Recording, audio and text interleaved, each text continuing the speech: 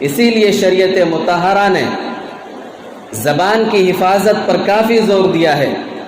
اللہ سبحانہ و تعالیٰ ارشاد فرماتا ہے وَلَا تَقْفُ مَا لَيْسَ لَكَ بِهِ عِلْمٌ إِنَّ السَّمْعَ وَالْبَصَرَ وَالْفُؤَادَ كُلُّ أُولَئِكَ كَانَ عَنْهُ مسؤولا۔ ایسی چیز کے پیچھے نہ پڑو جس کا تمہیں علم نہ ہو، بے شک آنکھ، کان اور دل ان تمام چیزوں کے متعلق تم سے سوال کیا جائے گا۔ دوسری جگہ اللہ فرماتا ہے مَا يَلْفِظُ مِن قَوْلٍ إِلَّا لَدَيْهِ رَقِيبٌ عَتِيدٌ۔ انسان جو کچھ اپنی زبان سے نکالتا ہے اسے فرشتے فوراً نوٹ کر لیتے ہیں۔ ایک مومن، ایک کامیاب مومن کی جہاں بے شمار اور بہت ساری صفات ہیں، ان میں سے ایک صفت یہ ہے کہ وہ لغویات سے اعراض کرتے ہیں۔ قد افلح المؤمنون الذين هم في صلاتهم خاشعون والذين هم عن اللغو معرضون۔ ایک مومن کی بہت ساری صفات ہیں، ان میں سے ایک صفت یہ ہے کہ وہ لغویات سے اعراض کرتے ہیں، لغو بات سے، بیہودہ گوئی سے اپنے آپ کو دور رکھتے ہیں۔ ایک کامیاب اور حقیقی مومن کی یہ صفت ہے۔ اور نبی کائنات علیہ الصلوۃ والسلام نے بھی اس زبان کی حفاظت پر کس قدر زور دیا ہے آپ اس حدیث سے اندازہ لگا سکتے ہیں۔ جب نبی کریم صلی اللہ علیہ وسلم سے پوچھا گیا کہ سب سے بہترین مسلمان کون ہے، تو نبی کائنات علیہ الصلوۃ والسلام نے ارشاد فرمایا المسلم من سلم المسلمون بلسانہ ویدہ، کہ سب سے بہترین مسلمان وہ ہے جس کی زبان اور ہاتھ سے دوسرے مسلمان محفوظ رہیں، دوسرے مسلمانوں کو تکلیف نہ ہو، وہ سب سے بہترین مسلمان ہے۔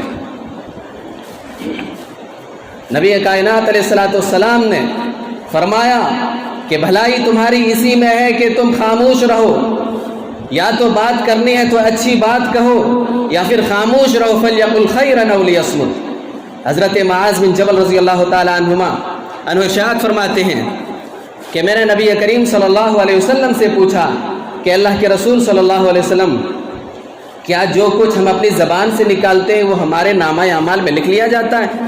نبی کائنات علیہ الصلوۃ والسلام نے ارشاد فرمایا اے معاذ، تیری ماں کا بھلا ہو، بہت سارے لوگ اپنی زبانوں کی وجہ سے اوندھے منہ جہنم میں ڈال دیے جائیں گے۔ تیری کامیابی اور بھلائی اسی میں ہے کہ تو اکثر خاموش رہے، جو ہی تو نے بات کی یا تو تیرے خلاف جائے گی یا تو تیرے حق میں جائے گی۔ بلکہ نبی کائنات علیہ الصلوۃ والسلام نے زبان کی حفاظت پر جنت کی گارنٹی دی ہے۔ نبی کریم صلی اللہ علیہ وسلم نے ارشاد فرمایا جو شخص مجھے اپنی زبان اور شرمگاہ کی حفاظت کی گارنٹی دے دے میں اسے جنت کی گارنٹی دیتا ہوں۔ لیکن افسوس صد افسوس، جس زبان کی حفاظت پر ہمیں جنت کی گارنٹی ملی تھی اسی زبان کو ہم نے بے لگام کر دیا ہے۔ دنوں رات نہ جانے ہم اس زبان کی وجہ سے، اس زبان کے ذریعے سے کتنی برائیاں کرتے ہیں، کتنی چغلیاں کرتے ہیں، کتنی غیبتیں کرتے ہیں، ایک دوسرے کو لعن طعن کرتے ہیں، ایک دوسرے کو برا بھلا کہتے ہیں، ایک دوسرے کی عزت و ناموس پر ڈاکہ ڈالتے ہیں، ایک دوسرے کی عزت و حرمت کو پامال کرتے ہیں۔ ایک مومن کے جسم و جان اور اس کی عزت و حرمت کا کیا مقام ہے، نبی کائنات علیہ الصلوۃ والسلام کے اس حدیث سے آپ اندازہ لگا سکتے ہیں۔ حجۃ الوداع کے موقع پر نبی کائنات علیہ الصلوۃ والسلام نے ارشاد فرمایا واللہ لا ادری لعلی لا القاکم بعد یوم ھذا، یہ میری تم سے آخری اجتماعی ملاقات ہے، یہ میری تم سے آخری اجتماعی ملاقات ہے، اس کے بعد اس جگہ پہ دوبارہ ہو سکتا ہے کہ میں تم سے ملاقات نہ کر سکوں۔ پھر اسی خطبے میں آپ صلی اللہ علیہ وسلم نے اپنی امت کو بہت ساری نصیحتیں کی، بہت ساری چیزوں کا پیغام دیا، وہیں اس بات کا بھی پیغام دیا فَإِنَّ دِمَاءَكُمْ وَأَمْوَالَكُمْ وَأَعْرَاضَكُمْ مُحَرَّمَةٌ عَلَيْكُمْ كَحُرْمَةِ يَوْمِكُمْ هَذَا فِي شَهْرِكُمْ هَذَا فِي بَلَدِكُمْ هَذَا إِلَى يَوْمِ تَلْقَوْنَ رَبَّكُمْ أَلَا هَلْ بَلَّغْتُ؟ قَالَ النَّاسُ نَعَمْ فرفع يديه إلى السماء ثم قال اللهم اشهد ثم قال ليبلغ الشاهد منكم الغائب۔ نبی کائنات علیہ الصلوۃ والسلام نے ارشاد فرمایا کہ تمہارا خون، تمہارا مال، تمہاری عزت و آبرو ایک دوسرے کے اوپر بالکل اسی طرح سے حرام ہے جس طرح سے اس دن کی اور اس مہینے کی اور اس شہر کی حرمت ہے، اور یہ اس دن تک ہے جس دن تم اپنے رب سے ملاقات کرو گے، یعنی قیامت کے دن تک۔ کیا میں نے تمہیں اللہ کا پیغام پہنچا دیا؟ سارے لوگوں نے کہا اللہ کے رسول صلی اللہ علیہ وسلم آپ نے ہمیں پیغام پہنچا دیا۔ پھر اپنے ہاتھوں کو آسمان کی طرف بلند کیا اور فرمایا اللہم اشہد، اے میرے پروردگار میں نے تیرے دین کی باتیں تیرے بندوں تک امانت داری کے ساتھ پہنچا دی ہے، تو گواہ رہ۔ 3 مرتبہ فرمایا کہ تو گواہ رہ۔ پھر فرمایا ہر حاضر شخص غائب تک میری یہ دعوت پہنچا دے۔ نبی کائنات علیہ الصلوۃ والسلام کے اس پیغام پر ذرا غور فرمائیں۔ آپ صلی اللہ علیہ وسلم نے ارشاد فرمایا فَإِنَّ دِمَاءَكُمْ وَأَمْوَالَكُمْ وَأَعْرَاضَكُمْ کہ ایک مسلمان کا خون دوسرے مسلمان کے اوپر حرام ہے، پھر ہم ایک دوسرے کے خون کے پیاسے کیوں ہو گئے؟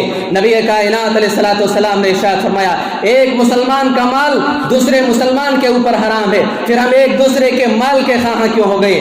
ایک دوسرے کے مال ناحق کھانے والے کیوں ہو گئے؟ نبی کائنات علیہ الصلوۃ والسلام نے ارشاد فرمایا ایک مسلمان کی عزت و آبرو دوسرے مسلمان کے اوپر حرام ہے، پھر ہم ایک دوسرے کی عزت و آبرو سے کھلواڑ کیوں کرنے لگے؟ ہم ایک دوسرے کی عزت و ناموس پر ڈاکہ کیوں ڈالنے لگ گئے؟ نبی کائنات علیہ الصلوۃ والسلام نے ایک دوسرے حدیث میں ارشاد فرمایا الربا 72 بابا ادناه مثل اتيان الرجل امه وان اربع الربات استطالة الرجل في عرض اخيه۔ سود کی 72 قسمیں ہیں۔ سب سے چھوٹی قسم کا گناہ یہ ہے کہ انسان اپنی ماں سے زنا کرے، اور سب سے بڑی قسم کا گناہ یہ ہے کہ انسان اپنے مومن بھائی کی عزت و آبرو پر ڈاکہ ڈالے۔ اس فرمان پر ذرا غور فرمائیں۔ نبی کائنات علیہ الصلوۃ والسلام نے ارشاد فرمایا سود کی 72 قسمیں ہیں، سب سے چھوٹی قسم کا گناہ یہ ہے کہ انسان اپنی ماں سے زنا کرے۔ اتنا مقدس رشتہ کیا کوئی اپنی ماں سے زنا کرنے کے بارے میں کبھی سوچ بھی سکتا ہے؟ کبھی خیال بھی کر سکتا ہے؟ تو پھر اپنے مومن بھائی کی عزت و آبرو سے کھیلنا کیسے گوارا کر لیتا ہے؟ اپنی ماں کے ساتھ زنا کرنے کے مقابلے میں اس کا گناہ 71 گنا بڑا ہے۔ اتنے بڑے گناہ کے بارے میں وہ کیسے سوچ لیتا ہے؟ اتنے بڑے گناہ کو انجام وہ کیسے دے لیتا ہے؟ نبی کائنات علیہ الصلوۃ والسلام نے ابھی ارشاد فرمایا کہ ایک مومن کی عزت و حرمت کعبے سے بھی بڑھ کر ہے۔ حضرت عبداللہ ابن عمر رضی اللہ تعالیٰ عنہما بیان فرماتے ہیں رأیت رسول اللہ صلی اللہ علیہ وسلم یطوف بالکعبہ ویقول ما اطیبکی واطیب ریحکی ما اعظمکی واعظم حرمتکی والذی نفس محمد بیدی لحرمت المؤمن اعظم عند اللہ حرمتا منک ماله ودمه وان نظن به الا خیرا۔ حضرت عبداللہ ابن عمر رضی اللہ تعالیٰ عنہما بیان فرماتے ہیں کہ میں نے نبی کریم صلی اللہ علیہ وسلم کو خانہ کعبہ کا طواف کرتے ہوئے دیکھا اور یہ فرماتے ہوئے سنا۔ آپ صلی اللہ علیہ وسلم فرما رہے تھے اے کعبہ تو کتنا عمدہ ہے، تیری خوشبو کتنی پیاری ہے، تو کتنا عظیم المرتبت ہے، تیری حرمت کتنی زیادہ ہے۔ قسم ہے اس ذات کی جس کے ہاتھ میں محمد صلی اللہ علیہ وسلم کی جان ہے، ایک مومن کے جان و مال کی عزت و حرمت ایک کعبہ تیری حرمت سے بڑھ کر ہے، اور ہمیں مومن کے بارے میں نیک گمان ہی رکھنا چاہیے۔ نبی کائنات علیہ الصلوۃ والسلام کے اس فرمان میں ذرا غور فرمائیں۔ نبی کائنات علیہ الصلوۃ والسلام نے کعبے کی عظمت کو بیان فرمائی ہے، کعبے کی عظمت اور تقدس کو بیان فرمایا ہے، اور کعبے کی کیا عظمت ہے، کعبے کی کیا تقدس ہے، کیا مقام ہے اور کیا مرتبہ ہے، ہر کوئی جانتا ہے، کسی سے مخفی نہیں ہے۔ کعبے ہی کی وجہ سے وہ جگہ حرمت والی جگہ بن گئی، کعبے کی وجہ سے وہ شہر اس کائنات کا سب سے بہترین، سب سے پاکیزہ، سب سے امن والا شہر ہو گیا ہے، اور اسی کعبے کی وجہ سے وہاں ایک نماز پڑھنا 1,00,000 نماز پڑھنے کے برابر اجر و ثواب ہے۔ بھلا اس کعبے کی بے حرمتی کے بارے میں کبھی کوئی سوچ سکتا ہے؟ سوچا تھا کسی نے؟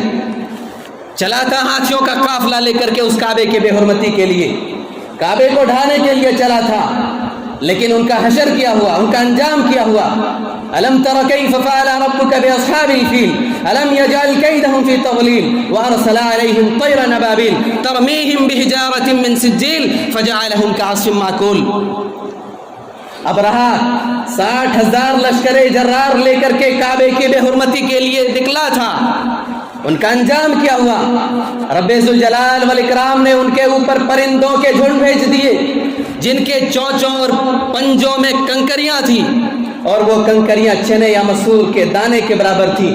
جس فوجی کے اوپر بھی وہ کنکری گرتی وہ فوجی پگھل جاتا, اس کا گوشت جھڑنا شروع ہو جاتا اور تڑپ تڑپ کر کے وہیں مر جاتا. اور اس لشکر کا کمانڈر ابرہا کا بھی مقام ثنا پہنچتے پہنچتے اس کا بھی یہی حشر ہوا. تو جو شخص کعبے کی بے حرمتی کے لیے نکلا تھا اس کا یہ انجام ہوا, پھر اس شخص کا کیا انجام ہوگا جو اپنے مومن بھائی کی عزت و حرمت پر ڈاکہ ڈالتا ہے, کیونکہ ایک مومن کی بے حرمتی کرنا کعبے کی بے حرمتی سے بھی بڑھ کر ہے. یہ ہے ایک مومن کی عزت و حرمت کا مقام. کوئی کسی کی عزت و آبرو پر ڈاکہ ڈال نہ سکے, اسی لیے شریعت مطہرہ نے بڑا سخت قانون بنایا کہ اگر کوئی کسی کے اوپر زنا کی تہمت لگائے تو اس سے 4 گواہ طلب کیے جائیں. بطور ثبوت اگر وہ 4 گواہ نہ پیش کر سکے تو اس کے لیے سخت سے سخت سزا ہے. دوسری جگہوں پر 2 گواہ سے کام چل جاتا ہے, لیکن جہاں عزت و آبرو کی بات آ جائے شریعت نے کہا 4 گواہ سے مانگے جائیں. اگر 4 گواہ بطور ثبوت پیش نہ کر سکے تو سخت سے سخت سزا اسے دی جائے. کیا سزا ہے؟ والذین یرمون المحصنات ثم لم یأتوا بأربعة شہداء فاجلدوهم 80 جلدة ولا تقبلوا لهم شہادة ابدا واولئک هم الفاسقون. جو لوگ پاک دامن عورتوں پر زنا کی تہمت لگائیں اور پھر بطور ثبوت 4 گواہ پیش نہ کر سکیں تو انہیں 80 کوڑے مارو اور ان کی گواہی کبھی بھی قبول نہ کرو, اور یہی لوگ فاسق و فاجر ہیں. اس آیت کریمہ میں ذرا غور فرمائیں. رب ذوالجلال والاکرام نے بہتان تراشی اور الزام تراشی اور تہمت لگانے کی سزا بیان کی ہے. کتنی سخت سزا ہے کہ اگر کوئی شخص کسی پاک دامن عورت پر یا مرد پر زنا کی تہمت لگائے, اسی طرح سے کوئی عورت کسی پاک دامن مرد یا عورت پر زنا کی تہمت لگائے اور بطور ثبوت 4 گواہ پیش نہ کر سکے تو ان کے لیے 3 حکم بیان کیے گئے ہیں. پہلا حکم یہ ہے کہ انہیں 80 کوڑے لگاؤ, 80 کوڑے مارو اسے. کیا کوئی انسان 80 کوڑے برداشت کر سکتا؟ پہلے کسی کے اوپر الزام لگانے سے پہلے اپنی پیٹھ کی مضبوطی دیکھ لے. کیا میری پیٹھ اتنی مضبوط ہے کہ 80 کوڑے کھانے کے لیے تیار ہے, برداشت کر سکتی ہے میری پیٹھ؟ 80 کوڑے کھاتے کھاتے انسان بسا اوقات مر بھی جاتا ہے. پہلا حکم ہے کہ 80 کوڑے لگائے جائیں. دوسرا حکم کیا ہے؟ ان کی گواہی کبھی بھی قبول نہ کی جائے کسی بھی معاملے میں. وہ غیر معتبر ہو گیا, معتبریت اس سے چھن گئی ہے, معاشرے میں اس کا کوئی اعتبار نہیں. اور تیسرا حکم یہ ہے کہ وَعِندَ اللَّهِ وَعِندَ النَّاسِ فاسق و فاجر ہیں. اتنی سخت سزا اگر شریعت نے مقرر نہ کی ہوتی تو کوئی بھی کسی کی بھی عزت کا کسی کی بھی عزت کو داغدار کر سکتا تھا, کسی کا بھی دامن داغدار کر سکتا تھا. اس لیے شریعت نے اتنی سخت سزا متعین کی ہے. اسلامی بھائیوں, تہمت لگانا کتنا بڑا جرم ہے, اور جس پر تہمت لگائی جائے اس پر کیا بیتتی ہے اور اس پر کیا تکلیف ہوتی ہے, شاید اس تکلیف کا اندازہ ہمیں اور آپ کو نہیں ہوگا, لیکن واقعہ افک پڑھ کر کے آپ اندازہ لگا سکتے ہیں. واقعہ افک یعنی وہ واقعہ جس میں اماں عائشہ رضی اللہ تعالی عنہ کے اوپر زنا کی تہمت لگائی گئی تھی.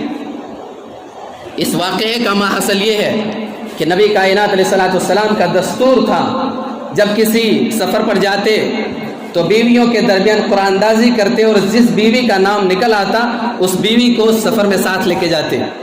اس غزوے میں یعنی غزوہ بنی مصطلق نبی کائنات علیہ الصلوۃ والسلام نے حضرت عائشہ رضی اللہ تعالیٰ عنہ کو ساتھ لیا. اس غزوے سے واپسی پر ایک جگہ پڑاؤ ڈالا گیا اور اماں عائشہ رضی اللہ تعالیٰ عنہ اپنے ہودج سے نکل کر کے قضاء حاجت کے لیے گئی. ہودج کسے کہتے ہیں؟ جو سواری کے اوپر جو ڈولی کی طرح رکھتے ہیں, جو سواری کے اوپر کجاوا رکھتے ہیں یا ہاتھیوں کے اوپر جو چھپری نما جو رکھتے ہیں اسے ڈولی یا کجاوا یا ہودج جو بھی آپ سمجھیں. اس ہودج سے نکل کر کے اماں عائشہ رضی اللہ تعالیٰ عنہ قضاء حاجت کے لیے گئی اور اپنی بہن سے جو ہار عاریتن لے کر کے گئی تھی وہ ہار کھو بیٹھی, احساس ہوتی فوراً اسی جگہ پر گئیں جہاں ہار گم ہوا تھا, اور ہار تلاش کر کے جب تک آئیں تب تک قافلہ روانہ ہو چکا تھا, سارا لشکر جا چکا تھا. اما عائشہ رضی اللہ تعالیٰ عنہ اس خیال سے وہیں بیٹھ گئی کہ جب میری غیر موجودگی کا علم ہوگا تو مجھے تلاشتے ہوئے ڈھونڈتے ہوئے اسی جگہ پر آئیں گے۔ اما عائشہ رضی اللہ تعالیٰ عنہ وہیں بیٹھ گئی، نیند آ گئی۔ اتنے میں حضرت صفوان بن معطل رضی اللہ تعالیٰ عنہ آئی جو قافلے سے پیچھے رہ گئے تھے۔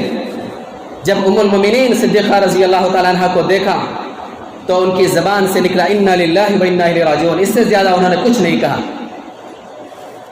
ام المومنین صدیقہ رضی اللہ تعالیٰ عنہ کی نیند کھل گئی، چونک کر اٹھی۔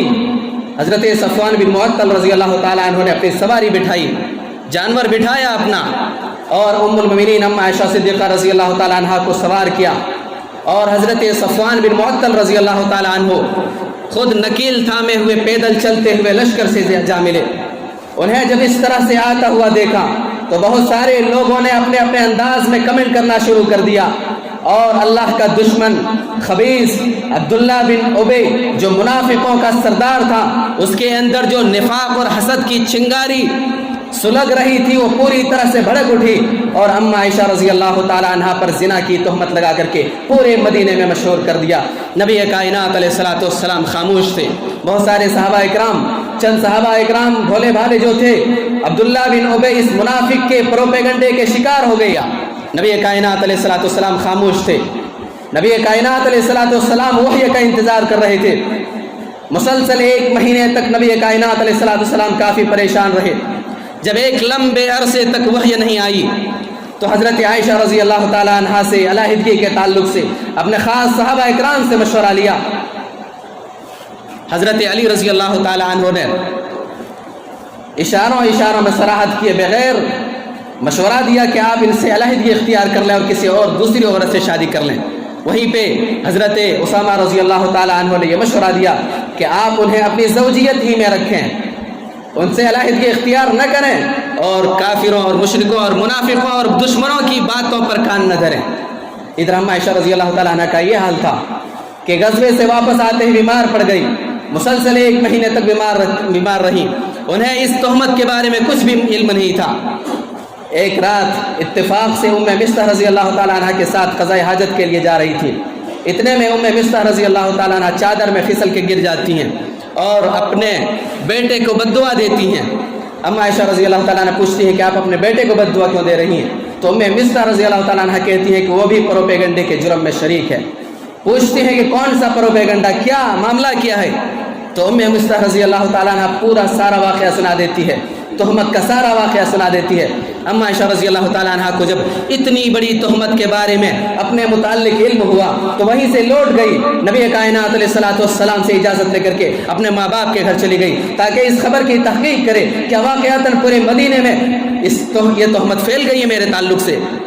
جب انہیں اس بات کا یقینی طور پر علم ہو گیا تو بے اختیار رونے لگی، مسلسل 2 رات اور 1 دن تک روتی رہی۔ نہ 2 دنوں تک انہیں نیند آئی اور نہ ہی ان آنکھوں سے آنسو کی جھڑی رکی، مسلسل روتی رہی۔ وہ محسوس کرتی تھی کہ روتے روتے کلیجہ شک ہو جائے گا، کلیجہ پھٹ جائے گا۔ اتنے میں نبی کائنات علیہ الصلوۃ والسلام تشریف لائے، خطبہ دیا اور کہا عائشہ مجھے تمہارے متعلق ایسی بات پہنچی ہے، اگر تم نے ایسا نہیں کیا ہے، اگر واقعتاً تم نے زنا نہیں کیا ہے، تم نے یہ غلطی نہیں کی ہے، اگر تم بری ہو تو اللہ رب العزت تمہاری برت کا اعلان کر دے گا، وحی کے ذریعے سے بتلا دے گا، لیکن اگر تم سے غلطی ہو گئی ہے تو اللہ رب العزت سے توبہ و استغفار کر لو۔ ام المومنین صدیقہ رضی اللہ تعالیٰ عنہ نے اپنے والدین کی طرف دیکھا اور کہا کہ میری طرف سے جواب دے دیجئے، کیا میں ایسا کر سکتی ہوں؟ کیا میں ایسی ہوں؟ لیکن ان کے والدین کو کچھ سمجھ میں نہیں آیا کہ کیا جواب دیں۔ پھر ام المومنین اما عائشہ رضی اللہ تعالیٰ عنہ خود کہنے لگی واللہ میں جانتی ہوں، اللہ کی قسم میں جانتی ہوں، یہ بات سنتے سنتے آپ لوگوں کے دلوں میں اچھی طرح بیٹھ گئی ہے اور آپ اسے بالکل سچ سمجھنے لگ گئے ہیں۔ اگر ایسے موقع پر میں صفائی دوں، اگر ایسے موقع پر میں یہ کہوں کہ میں اس گناہ سے دور ہوں، اس گناہ سے بری ہوں اور اللہ جانتا ہے کہ میں اس گناہ سے بری ہوں، تو آپ لوگ میری باتوں کا یقین نہیں کریں گے۔ اور اگر میں اس گناہ کا اعتراف کر لوں حالانکہ اللہ جانتا ہے کہ میں نے یہ گناہ نہیں کیا ہے، تو آپ لوگ فوراً سچ سمجھ لیں گے۔ ایسے موقع پر میں وہی کہتی ہوں جو حضرت یعقوب علیہ الصلوۃ والسلام نے کہا تھا۔ کیا کہا تھا یعقوب علیہ الصلوۃ والسلام نے؟ جب یوسف علیہ السلام کے بھائیوں نے یوسف علیہ السلام کو کنویں میں ڈال کر ان کا کپڑا خون آلود کر کے یعقوب علیہ السلام کے سامنے پیش کیا اور کہا کہ ہمارے بھائی یوسف علیہ السلام کو بھیڑیے نے کھا لیا ہے، اس وقت حضرت یعقوب علیہ السلام نے کہا تھا فصبر جمیل واللہ المستعان علی ما تصفون، ایسے موقع پر صبر ہی بہتر ہے، صبر کرنے کے علاوہ کوئی چارہ نہیں تھا ان کے پاس۔ وہی بات کہتی ہیں عائشہ رضی اللہ تعالیٰ عنہ کہ میں آج وہی کہتی ہوں جو یعقوب علیہ السلام نے کہا تھا فصبر جمیل، میں صبر ہی کرتی ہوں۔ اسی وقت نبی کائنات علیہ السلام کے اوپر وحی کا نزول شروع ہو گیا۔ رب ذوالجلال والاکرام سے نبی کائنات علیہ السلام کی تکلیف دیکھی نہیں گئی، اما عائشہ رضی اللہ تعالیٰ عنہ کی تکلیف دیکھی نہیں گئی، ابو بکر صدیق رضی اللہ تعالیٰ عنہ کی تکلیف دیکھی نہیں گئی۔ رب ذوالجلال والاکرام نے جبریل امین کو بھیجا، سورہ نور کی 10 آیتیں ان کی شان میں نازل فرما دی اور حضرت جبریل امین کو بھیج دیا کہ جاؤ دنیا والوں سے کہہ دو کہ تم جھوٹے ہو، عائشہ سچی ہے۔ نبی کائنات علیہ السلام جب وحی کا نزول ختم ہوا، نبی کائنات علیہ السلام مسکرا رہے تھے، چہرے پہ مسکراہٹ تھی اور فرمایا عائشہ اللہ رب العزت نے تمہیں بری کر دیا، اللہ رب العزت نے تمہاری شان میں قرآن کی یہ آیت نازل فرما دی ہے۔ منافقوں نے نبی کائنات علیہ السلام کے گھرانے کو داغدار کرنا چاہا، نبی کائنات علیہ السلام کے گھرانے کو بدنام کرنا چاہا، لیکن رب ذوالجلال والاکرام نے ان کی شان میں قرآن کی آیتیں اتار کر کے ان کی شان کو اور بھی بلند کر دیا اور وہ منافقین خود ہی ذلیل اور رسوا ہو گئے۔ وَتُعِزُّ مَن تَشَاءُ وَتُذِلُّ مَن تَشَاءُ، اللہ جسے چاہے ذلیل کر دے، اللہ جسے چاہے عزت دیتے، اور اللہ جسے عزت دینا چاہے پوری دنیا مل کر کے اسے ذلیل نہیں کر سکتی، اور اللہ رب العزت جسے ذلیل کرنا چاہے پوری دنیا مل کر کے اسے کوئی عزت نہیں دے سکتا، پوری دنیا مل کر کے اسے عزت نہیں دے سکتی۔ اسلامی بھائیوں، ایک مومن کی عزت و آبرو کا خیال نہ صرف اس کی زندگی میں رکھا جائے بلکہ اس کی موت کے بعد اس کی عزت و آبرو کا خیال رکھا جائے، اس کے مرنے کے بعد ہم اسے برا بھلا نہیں کہہ سکتے۔ نبی کائنات علیہ السلام کے زمانے میں قبیلہ جوہینہ کی ایک عورت آئی اور کہا اللہ کے رسول صلی اللہ علیہ وسلم میں نے زنا کا ارتکاب کر لیا ہے، زنا کی حد مجھ پر نافذ کر دیجیے۔ زنا کی حد کیا ہے کہ زنا کرنے والا یا زنا کرنے والی غیر شادی شدہ ہے تو 100 کوڑے لگائے جائیں، اس کی سزا یہی ہے، اور اگر شادی شدہ مرد ہے یا عورت ہے تو اس کی سزا رجم ہے۔ رجم کی کیا صورت ہے؟ رجم کی کیا صورت ہے کہ اسے زمین میں آدھا گاڑ کر کے پتھروں سے مار مار کر کے اس کی جان لے لی جائے، اسے قتل کر دیا جائے، یہ ہے رجم کی شکل۔ نبی کائنات علیہ السلام نے اس عورت کو رجم کرنے کا حکم دیا۔ رجم کرنے کے بعد نبی کائنات علیہ السلام نے اس عورت کی نماز جنازہ پڑھائی۔ اتنے میں حضرت عمر فاروق رضی اللہ تعالیٰ عنہ آتے ہیں اور کہتے ہیں اللہ کے رسول صلی اللہ علیہ وسلم کیا آپ نے اس عورت کی نماز جنازہ پڑھائی؟ حقارت کے ساتھ، کیا آپ نے اس عورت کی نماز جنازہ پڑھائی؟ اس نے تو زنا کا ارتکاب کیا تھا، یہ تو زانیہ ہے۔ نبی کائنات علیہ السلام نے فوراً کہا اے عمر اللہ کی قسم اس عورت نے ایسی توبہ کی ہے کہ اگر اس کی توبہ مدینے کے 70 لوگوں میں تقسیم کر دی جائے تو ان 70 لوگوں کی مغفرت ہو جائے۔ اسے حقارت کی نظر سے نہ دیکھو، اسے برا بھلا نہ کہو، اسے زانیہ نہ کہو۔ ایک دوسری روایت میں ایک غامدیہ عورت نبی کائنات علیہ السلام کی خدمت میں حاضر ہوئی اور کہا اللہ کے رسول صلی اللہ علیہ وسلم مجھے زنا سے پاک کر دیجئے۔ نبی کائنات علیہ السلام نے اسے بھی رجم کرنے کا حکم دیا، شادی شدہ تھی۔ جب اسے رجم کیا جانے لگا، زمین میں سینے تک گاڑ کر کے اسے پتھروں سے جب مارا جانے لگا، اتنے میں حضرت خالد بن ولید رضی اللہ تعالیٰ عنہ آتے ہیں، ایک پتھر اٹھا کر کے زور سے اس عورت کے سر پر مارتے ہیں، جس کی وجہ سے خون کے کچھ چھینٹے حضرت خالد بن ولید رضی اللہ تعالیٰ عنہ کے چہرے پر آ لگتے ہیں، جس کی وجہ سے حضرت خالد بن ولید رضی اللہ تعالیٰ عنہ اس عورت کو برا بھلا کہنا شروع کر دیتے ہیں۔ نبی کائنات علیہ السلام نے سن لیا، کہا خالد ٹھہر جاؤ، خالد ٹھہر جاؤ، اللہ کی قسم ایک ٹیکس وصولنے والا ظالم و جابر حکمراں جو ان گنت اور لا تعداد لوگوں کا حق کھاتا ہے، اگر وہ بھی اس طرح سے توبہ کرے تو اس کی بھی مغفرت ہو جائے۔ ان دونوں واقعات سے پتہ چلتا ہے اگر کسی سے جرم ہو جائے، گناہ ہو جائے، تب بھی ہم اسے برا بھلا نہیں کہہ سکتے، نہ اس کی زندگی میں نہ اس کی موت کے بعد۔ ہو سکتا ہے اس نے خالص توبہ کر لی ہو، ہو سکتا ہے اس نے خالص توبہ کر لی ہو، خالص توبہ سے اللہ رب العزت شرک بھی معاف فرما دیتا ہے۔ تو زناکاری کیا چیز ہے، شراب خوری کیا چیز ہے، جوا بازی کیا چیز ہے، دوسرے گناہوں کی کیا حیثیت ہے اس کے سامنے؟ بلکہ ایسے موقع پر ہمیں اس کی طرف سے اس کی عزت کا دفاع کرنا چاہیے، جیسا کہ نبی کریم صلی اللہ علیہ وسلم نے ان دونوں عورتوں کے تعلق سے عزت کا دفاع کیا ہے۔